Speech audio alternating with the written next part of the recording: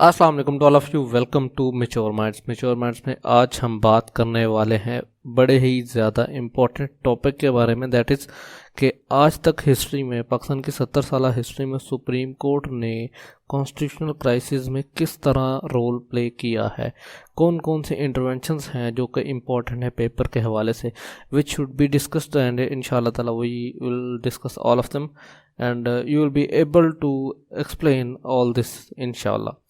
So let's start the lecture. Before going to lecture, of course, subscribe कर दें यार, subscription बहुत ज़रूरी है। सब्सक्राइब आप नहीं कर रहे, सब्सक्राइब करें। उसके बाद वीडियो को लाइक, वो आप भूल गए हुए हैं मुझे लग रहा है, वो आप करते ही नहीं हैं। और उसके अलावा कमेंट में आप, पता नहीं है मुझे समझ नहीं आती, या तो आप काम पसंद नहीं आ रहा, आप वही बता दें। कमेंट बॉक्स में जाएं, वहाँ पे आप बताएं कि काम किस तरह होना चाहिए। अदरवाइज़ अगर आपको पसंद आ रहा है तो प्लीज़ अप्रिशिएट कर दिया करें। इससे आप लोगों का तो कोई खैर कुछ नहीं आता, लेकिन हमें बहुत ज़्यादा, हमारा 2 किलो खून बढ़ जाता है। तो काइंडली वीडियो को लाइक किया करें एंड कमेंट ज़रूर किया करें, वहाँ पे हमें बताया करें कि whether we are going in the right direction और नॉट। सो सब्सक्राइब कर दें सबसे पहले तो, वो बहुत ज़रूरी है। उसके बाद बेल आइकन को दबाएं ताकि आपको हमारे आने वाले वीडियोस के नोटिफिकेशन मिल जाएं। पीडीएफ के लिए आपको पता है आपने फेसबुक पेज पे जाना है, वहाँ से आपको मिल जाएगा। Otherwise I will put the download link on the first comment, you can check that. ये सारा सिलसिला शुरू होता है जो हमारी पहली कॉन्स्टिट्यूशनल असेंबली थी ना, उसकी एब्रोगेशन से। उसको डिज़ोल्व कर दिया था 1954 में। तो उसके जो हेड थे मौलवी तमीज़ुद्दीन, तो वहाँ से ये आप देख सकते हैं, ये साइड पे एक पिक्चर मैंने लगाई हुई है। दिस वाज द सिनेरियो के वहाँ पे चीज़ें 1955 में पहली दफ़ा हमारी जो कोर्ट थी, सुप्रीम कोर्ट, उस वक्त इसको फेडरल कोर्ट कहते थे, तो उसने इंटरवेंशन की थी मौलवी तमीज़ुद्दीन केस में। वहाँ से ये सारा गंदा सिलसिला शुरू हो गया कि जो पार्लियामेंट है उसके मामलात में सुप्रीम कोर्ट ने दखल अंदाजी देना शुरू कर दी।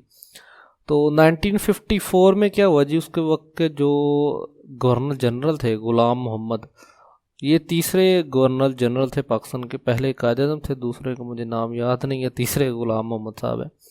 तो उन्होंने पाकिस्तान की फ़र्स्ट कॉन्स्टिट्यूशनल जो असेंबली थी उसको कर दिया डिज़ोल्व। और उस वक्त के प्रेसिडेंट जो थे, president of the constitutional assembly या स्पीकर जिसे आज के दौर में हम कहते हैं, वो थे मौलवी तमीज़ुद्दीन। वो चले गए सिंध हाई कोर्ट में। सिंध हाई कोर्ट ने मौलवी तमीज़ुद्दीन के हक़ में फ़ैसला दे दिया और असेंबली को कर दिया उन्होंने बहाल। तो जब वो सिंध हाई कोर्ट ने फ़ैसला दे दिया तो जो मुखालिफ पार्टी थी, ऑफ कोर्स जो गवर्नमेंट ऑफ पाकिस्तान थी उस वक्त की, गुलाम मोहम्मद के अंडर, वो चले गए फेडरल कोर्ट में। उस टाइम के फेडरल कोर्ट आज का इक्विवेलेंट टू सुप्रीम कोर्ट। तो 1955 में एक वर्डिक्ट आता है जिसके मुताबिक मौलवी तमीज़ुद्दीन जो केस था, वो मौलवी तमीज़ुद्दीन साहब हार गए हैं और असेंबली को इनवैलिड करार दे दिया जाता है। और उस वक्त के जो चीफ जस्टिस थे Mohammad Munir, justice Mohammad Munir, this is he is the man जिसको आप पाकिस्तान की हिस्ट्री में विलन का किरदार अगर कहेंगे तो उसे कम नहीं होगा। तो इस बंदे का वो किरदार है, और इसका जो किरदार है वो ज़्यादा वाज़ह होता है 1972 के बाद। वो कैसे, वो मैं आपको आगे बताता हूँ। तो खैर फेडरल कोर्ट ने क्या कर दिया, असेंबली को कर दिया डिज़ोल्व। और this was the first constitutional mistake which was done by the supreme court of Pakistan against the parliament. दूसरा जो केस होता है, वो सेकंड टेस्ट जो आता है, वो आता है एपेक्स कोर्ट का लेजिटिमेसी ऑफ 1958 का जो मार्शला था ना, उसको लेजिटिमेट कर दिया है जस्टिस मोहम्मद मुनीर साहब ने। अगेन ये जस्टिस मोहम्मद मुनीर साहब हैं जी। तो यही हेड थे दोबारा 1958 में, जब दोबारा 201 बेसिकली साउथ पंजाब से एक बंदा था, उसने केस कर दिया था 200 वर्सेस गवर्नमेंट ऑफ पाकिस्तान, उस वक्त का केस था। तो उसमें 200 साहब को हरा दिया गया है। जस्टिस मोहम्मद मुनीर ने फैसला दे दिया जी कि 1958 का जो जनरल अयूब खान का मार्शल है वो लेजिटिमेट है। और वो किस चीज़ पे लेजिटिमेट है, वो हैंस कैल्सन्स की डॉक्ट्राइन ऑफ नेसेसिटी, यानी कि ज़रूरत वक्त के तहत हम लोग इसको लेजिटिमेट करते हैं कि इस वक्त इस कूप की ज़रूरत है। ताकि इंटरनेशनली भी पाकिस्तान, और इससे क्या होता था, अब लेजिटिमाइज करने की ज़रूरत क्या थी, इससे होता था जो इंटरनेशनली जो ऑर्गेनाइजेशन हैं वो रिकगनाइज करती हैं उस गवर्नमेंट को। अदरवाइज़ अगर मुल्क की सुप्रीम कोर्ट ही, मुल्क की जुडिशरी ही साथ नहीं है, तो जो बाहर के जो लोग हैं वो रिकगनाइज नहीं करते गवर्नमेंट को। तो जो पहला LFO था, जो लीगल फ्रेमवर्क ऑर्डर 1958 में जनरल अयूब खान ने प्रोमलगेट किया था, उसको लीगल करार दिया था जस्टिस मोहम्मद मुनीर ने। तो ये इस तरह दूसरा फैसला उनका बन गया, एंड जस्टिस मोहम्मद मुनीर ने इस फैसले के साथ ही जो मिलिट्री की इन्वेजन है इन द पॉलिटिक्स उसको लेजिटिमाइज कर दिया। ये बड़ा एक गंदा सा फैसला था, जो गंदा था सही था, खैर उस वक्त के लिहाज से हमें तो नहीं पता। खैर अब हुआ क्या जी के एक Asma Jilani versus government of Punjab case आता है 1972 में। तो इसमें क्या होता है, इसमें होता यह है कि जो जनरल यहिया खान का जो मार्शल था ना, उसको करार दे दिया गया unconstitutional and incapable of being validated by the supreme court. अब ये बड़ा इंटरेस्टिंग सा फैसला था।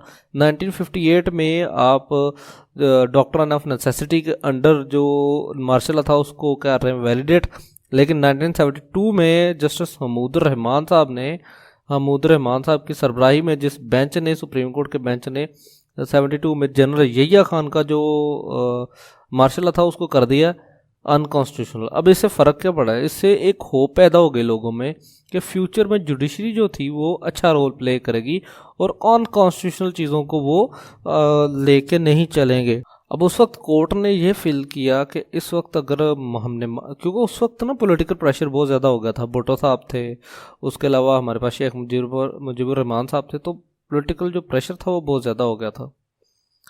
तो कोर्ट ने उस वक्त क्या किया, कोर्ट ने महसूस किया कि इस वक्त कोर्ट ने ये फील किया कि इस वक्त जो है वो हम लोग उसको लेजिटिमाइज नहीं कर सकते। तो इस जजमेंट ने एक होप दे दी पाकिस्तानी अवाम को कि मिलिट्री दोबारा नहीं आएगी। लेकिन मसला क्या हुआ, मसला आ गए 1977 में दोबारा कॉन्स्टिट्यूशनल क्राइसिस आ गया पाकिस्तान में। जनरल ज़िया-उल हक साहब ने क्या कर दिया, पाकिस्तान का जो 73 का आइन था उसको कर दिया suspend. Begum Nusrat Bhutto versus chief of army staff case था जी, ठीक है। लेकिन इस केस में क्या हुआ जी कि कोर्ट ने दोबारा जनरल ज़िया-उल हक साहब को कर दिया legitimise on the doctrine of necessity, ठीक है जी। तो इसमें अब ये चीज़ें देखें, दोबारा कोर्ट ने 3 दफ़ा डिसीजन बदला है, 1958 में, उसके बाद 72 में, अब दोबारा 77 में। तो ये देखें 3 दफ़ा 3 मुख्तलिफ फैसले, यानी कि 2 58 एंड 77 वाला एक और 72 वाला मुख्तलिफ। तो इस तरह चीज़ें चलती रही हैं। उसके बाद 1989 साल आ जाता है, हाजी शरीयतुल्लाह वर्सेस फेडरल ऑफ पाकिस्तान को केस आता है। अब इस केस में ये this was an interesting case. इसमें क्या होता है, मोहम्मद खान जो निजी साहब थे, प्रेसिडेंट प्राइम मिनिस्टर थे, इन्होंने डिज़ोल्व कर दिया, इनको रिमूव कर दिया था ज़िया-उल हक साहब ने 87 में, ठीक है।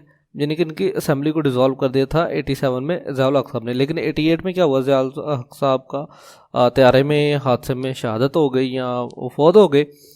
तो उस वक्त तो खैर कोर्ट में मुकदमा चलता रहा। हाजी शरीयतुल्लाह कह रहा हूँ, शफीउल्लाह साहब ने केस किया हुआ था। तो इसका फैसला आता है 89 में। 89 में फैसला क्या आता है, 89 में फैसला ये आता है कि ये जो असेंबली थी इसको डिज़ोल्व करना गलत था।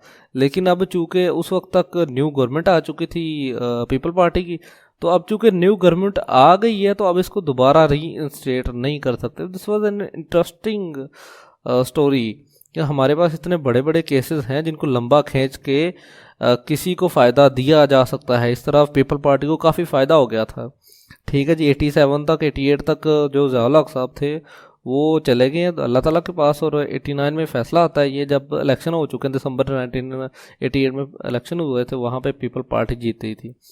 अच्छा जी, उसके बाद आता है जी के dissolution of the assemblies in 1990s and 19, आपको पता होगा कि जो बेनज़ीर भुट्टो साहबा की जो 2 दफ़ा गवर्नमेंट बनी है, दोनों दफ़ा डिज़ोल्व कर दी गई है और करप्शन चार्जेस पे डिज़ोल्व हुए थे, ऐसा नहीं था को किसी और।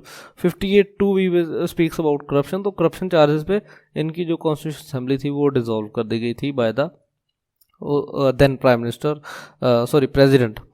तो ये हुआ था।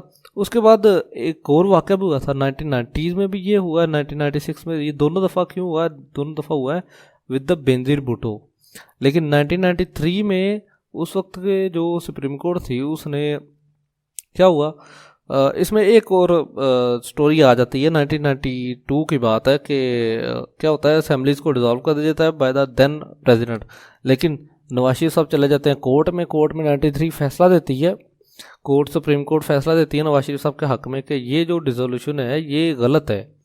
ठीक है, उसके बाद रेस्ट इज़ द हिस्ट्री के क्या हुआ, यानी कि वो उन्होंने खुद ही छोड़ दी चीज़ें। अच्छा खैर वो बाद में बात करेंगे। 1999 आ जाता है, वहाँ पे हमारे पास मुशर्रफ साहब आ जाते हैं। जनरल परवेज़ मुशर्रफ साहब ने बड़ा अजीब काम किया जी। उन्होंने 99 में तो एक तो मिलिट्री डिक्टेटरशिप कायम कर दी, कूप लगा दिया। ठीक है जी। उसके बाद उन्होंने क्या किया, उन्होंने सुप्रीम कोर्ट को फैसला बदलने की बजाय उन्होंने जज ही बदल दिए। उन्होंने एक प्रोविजनल पीसीओ जजेस का एक कॉन्सेप्ट आया था। इस टाइम मुझे पीसीओ का एग्जैक्ट याद नहीं आ रहा। तो उन्होंने एक पीसीओ जजेस को मुतारफ़ करवाया, उसमें चीफ जस्टिस इफ्तिखार अहमद चौधरी भी थे। अब ये पीसीओ जजेस बेसिकली थे पपेट थे of then president general Pervez Musharraf. उन्होंने लेजिटिमाइज़ किया परवेज़ मुशर्रफ साहब की गवर्नमेंट को 2001 में। तो इस तरह क्या हुआ जी कि परवेज़ मुशर्रफ साहब ने गवर्नमेंट की 2007 तक। लेकिन मुशर्रफ साहब से गलती हो गई 2007 3 नवंबर 2007 को उन्होंने इमरजेंसी लगा दी और कॉन्स्टिट्यूशन को कर दिया सस्पेंड, क्योंकि उनके हाथ से हालात बाहर जा रहे थे। तो इसी तरह फिर 7 जज थे, 7 member bench of supreme court था। उन्होंने क्या किया, उन्होंने यूनानिमस 2 पेज ऑर्डर जारी किया कि ये जो ऑर्डर है ये इलीगल है। अब उसमें थे भाईजान, the bench was headed by the Iftikhar Mohammad Chaudhry. हुआ क्या है, परवेज़ मुशर्रफ साहब ने 3 नवंबर 2007 को क्या किया, इमरजेंसी लगा दी है।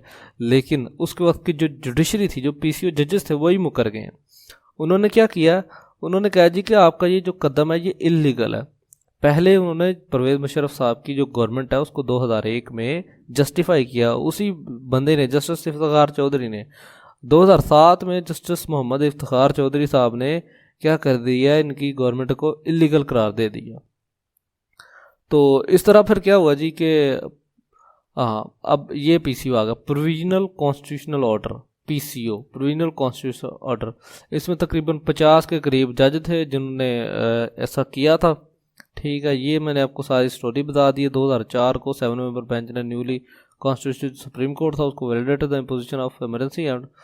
अच्छा, नवंबर 24 2007 को इफ्तिखार चौधरी साहब के अलावा कुछ जज थे, उनमें जो हेड थे वो जस्टिस अब्दुल हमीद डोगर साहब थे। उन्होंने, वो पीसीओ को मानते थे, उन्होंने 24 नवंबर 2007 को क्या किया, इस चीज़ को वैलिडेट कर दिया। लेकिन 31 जुलाई 2009 को क्या हुआ, उन्होंने कहा जी कि जो मुशर्रफ साहब का जो काम था ये बड़ा ही इलीगल है, इसको उन्होंने अनकॉन्स्टिट्यूशन करार दिया under the article 279 of the constitution. अब इससे हुआ क्या, इससे हमारी जो जुडिशरी है उसकी क्रेडिबिलिटी ज़ाहिर होती है। अब आई एम श्योर कि जो मुशर्रफ साहब का केस है वो आपको भी समझ नहीं आया होगा, इतना कॉम्प्लेक्स नहीं बना दिया। मैं आपको थोड़ा सा आसान करके समझाने की कोशिश करता हूँ। 1999 में मुशर्रफ साहब आए हैं, 2001 में इन्होंने पीसीओ का प्रोविजनल कॉन्स्टिट्यूशनल ऑर्डर निकाला है, उसके अंडर जस्टिस मोहम्मद इफ्तिखार चौधरी ने भी हलफ लिया है। तो वह तब क्या हुआ, उस जुडिशरी ने मुशर्रफ साहब को कर दिया लेजिटिमाइज उनकी गवर्नमेंट को। लेकिन 3 नवंबर 2007 को मुशर्रफ साहब ने लगा दी इमरजेंसी। ठीक है, उसमें कुछ जजेस थे वो मुशर्रफ साहब के ख़िलाफ़ हो गए, कुछ मुशर्रफ साहब के साथ थे। जो खिलाफ थे उनमें जस्टिस इफ्तिखार चौधरी साहब थे और जो साथ थे वो थे जस्टिस अब्दुल हमीद डोगर साहब। हमीद डोगर साहब ने इनको लेजिटिमाइज़ किया, लेकिन इफ्तिखार चौधरी साहब का जो वो पब्लिक फिगर बन चुके थे, तो उन्होंने कहा जी कि ये जो आपने काम किया ये गलत किया है। उस टाइम के वो चीफ जस्टिस भी थे। खैर उस टाइम तो फैसला नहीं हो सका, स्टोरी आगे बढ़ती है कि मुशर्रफ साहब चले जाते हैं, 2007 में पीपल पार्टी की गवर्नमेंट आती है। तो जुलाई 31 2009 को सुप्रीम कोर्ट का एक फैसला आता है कि जो 3 नवंबर 2007 में मुशर्रफ साहब ने नेशनल इमरजेंसी लगाई थी वो इलीगल थी under the article 279 of the constitution. तो ये वो ज़्यादतियाँ थी, ये वो चीज़ें थी जो मेजर केसेस में सुप्रीम कोर्ट ऑफ पाकिस्तान ने इन्वॉल्वमेंट की थी in the constitutional crisis of the Pakistan. Thank you very much for listening. दोबारा कह रहा हूँ, कमेंट कर दें, लाइक कर दें, सब्सक्राइब कर दें, ये ज़रूरी है, बहुत ज़्यादा ज़रूरी चीज़ें हैं। Thank you very much for listening. PDF के लिए आपको फेसबुक पे जाना पड़ेगा, otherwise I will put the download link in the first comment, you can check there. Thank you very much.